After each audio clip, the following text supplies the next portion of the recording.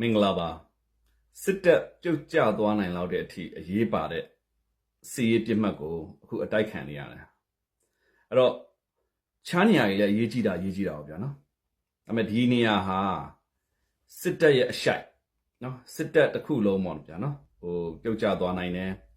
ထိနာသွားနိုင်တယ်တခြားနေရာတွေအထိပါတက်ရောက်မှုနော်တခြားစစ်မြေပြင်စစ်မျက်နှာပြင်အထိပါတက်ရောက်မှုကြီးမားတဲ့တိုက်ပွဲကိုအခုစစ်တပ်ကအဖော်ဆောင်ခံနေရတယ်အဲကြောင့်မို့လို့ကျွန်တော်ကဒီနေရာလေးကိုအဓိက pin point လုပ်ပြီးကျွန်တော်ရှင်းပြချင်တယ်အဲ့ဒီနေရာကတော့ဘယ်မှမဟုတ်ဗျကျွန်တော်တို့ရခိုင်နဲ့ဒီပဲခူးတိုင်းအဆက်ပေါ့ဗျာနော်ပဲခူးတိုင်းအဆက်အခုစစ်ပွဲဖြစ်ပွားနေတဲ့နေရာပေါ့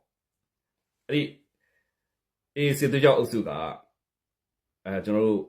ရခိုင်ပြည်နယ်ကနေပြီးအခုပဲခူးတိုင်းတွေကိုစီးဝင်လာတယ်စီးဝင်လာတဲ့လမ်းကြောင်းကလည်းလမ်းကြောင်းမှာရှိတဲ့စခန်းတွေတစ်ခုပြီးတစ်ခုကိုအေးကသိမ့်ပိုက်လာနိုင်တာကိုလည်းကျွန်တော်ဝန်ခံရမှာဖြစ်တယ်ပထမဆုံးတစ်ချက်အနေနဲ့ရခိုင်နဲ့ပဲခူးနယ်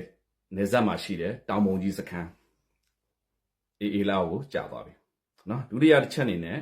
ရခိုင်နဲ့အေယာဝတီအဆက်ဘလော့ခေါ်လို့ဆိုလို့ရှိရင်နယ်ခြားစခန်းဖြစ်တဲ့မိုးထီနယ်ခြားစခန်းလည်းကြာသွားပြီအဲ့တော့စခန်းတစ်ခုပြီးတစ်ခုထပ်ပြီးတော့ကြာလာခဲ့တယ်အဲ့ဒီကနေဆက်ကြော်လာလို့ရှိရင်ကျွန်တော်တို့ကလားလက်တူစခန်းလို့ခေါ်မှာပေါ့နော်ကလားလက်တူစခန်းဆိုလို့ရှိရင်လည်းဒါကတနည်းအားဖြင့်ကြာသွားပြီလို့ပြောရင်လည်းမမှားဘူးဗျာအဲ့ဒီရှေ့ကိုဆက်ကြော်လာလို့ရှိရင်တော့ကျွန်တော်တို့ပကံကွဲရွာပကံကွဲရွာဆိုတဲ့ခါကျတော့အဲ့ဒီကနေဆက်ကြော်လာလို့ရှိရင်တော့ကျွန်တော်တို့ဘယ်လိုခေါ်မလဲညောင်ကျိုးပေါ့ညောင်ကျိုးစခန်းပေါ့ညောင်ကျိုးရွာပေါ့အဲ့ဒီရွာတစ်ခုအဲ့ဒီရွာကြော်လို့ရှိရင်တော့တေချာတယ်အောက်မှာတောင်အောက်မှာဘာတွေပဲရှိရဆိုလို့ရှိရင်ကပ္ပစစက်ယုံကြီးတွေရှိတယ်ကပ္ပစ9ကပ္ပစ6ကပ္ပစ5ကပ္ပစ16အုပ်ရှစ်ပင်မှာရှိတယ်နော်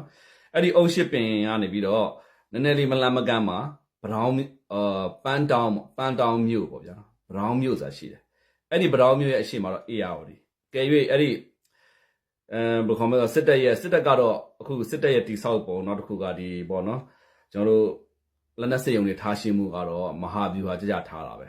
အဲ့ဒီကနေပြီးတော့ ARV ကနေရေလန်းကနေပြီးတော့ကျွန်တော်တို့စစ်လက်နက်ပစ္စည်းတွေတည်မယ်ပေါ့ဗျာနော်အဲ့ဒီအတွက်ကြောင့်မလို့အရန်ကိုအရေးကြီးတဲ့လမ်းကြောကြီးဖြစ်တယ်အဲ့တော့ဒီနေရာမှာ